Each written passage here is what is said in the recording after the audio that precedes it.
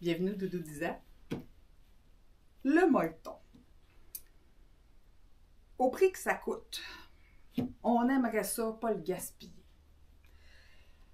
Je vous montre ce que je fais avec mes restants de molleton.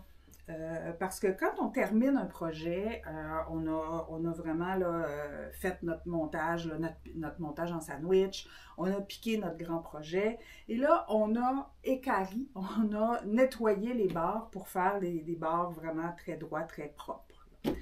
Il reste du molleton autour. Qu'est-ce qu'on fait avec ça? Moi, j'aime le récupérer. Souvent, on va se ramasser avec des grandes bandes ou avec des bandes, dépendamment des projets. Des fois, on va se ramasser avec des projets qui sont des restants qui ne sont pas droits.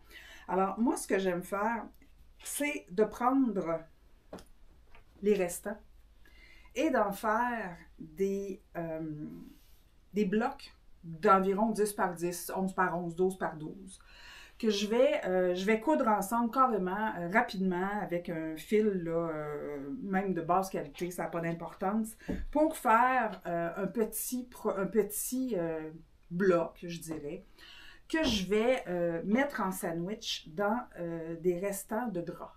Alors, j'ai récupéré des vieux draps que j'ai coupés en carrés et avec lesquels je vais faire en recto verso un genre de sandwich.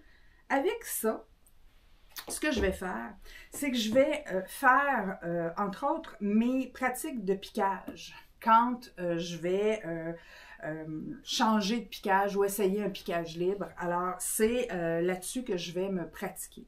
Autre chose que je vais faire avec ça, je vais faire une pratique de bloc. Je vous parle à l'occasion de faire des blocs de pratique. Alors, quand je fais mes pratiques, dans ce cas-ci, je pratiquais un vol droit. Alors, j'avais pratiqué mon vol droit. Je l'ai mis en sandwich et j'ai travaillé le type de piquage que je voulais faire sur le projet de courte pointe en question. Alors, non seulement mon bloc de pratique m'a permis de voir comment ça se passait, est-ce que j'avais les bonnes dimensions pour faire mon bloc de vol d'oie, mais ça m'a aussi après aidé à déterminer le style de piquage libre que j'allais faire. Dans ce cas-ci, vous voyez aussi que j'ai aussi pratiqué carrément mes bandes de finition, parce que ça aussi, ça arrive qu'on a besoin de les pratiquer. Alors, ces petits blocs-là nous permettent là, vraiment de faire de la courte pointe, de récupérer l'ensemble de notre matériel et de faire en sorte qu'on puisse continuer à progresser et à avoir du plaisir. Alors, ne jetez pas vos restes de molleton. Un dernier truc avec ça. Quand il reste des petits morceaux, qu'est-ce que je fais avec?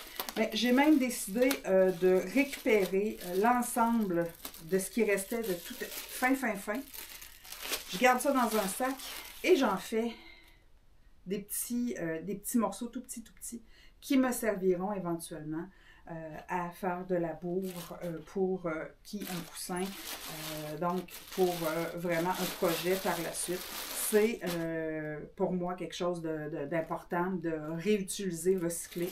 Alors, ça ne sera pas jeté et ce sera mis à l'intérieur d'un futur projet, coussin en courte pointe, qui sera un cadeau, qui sait, et qui fera des heureux. Alors voilà, petit truc aujourd'hui pour récupérer vos restes de molleton.